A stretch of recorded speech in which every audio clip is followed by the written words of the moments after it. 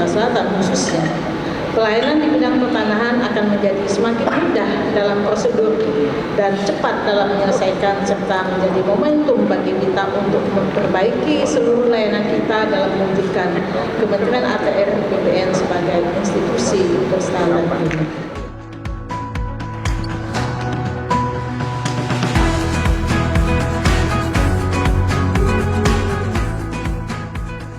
Maka Bapak Ibu tadi dari iklan layanan, ayo semua mengajukan agar kepastian kepemilikan tanah bisa dijamin, kepastian hukum juga bisa dijamin.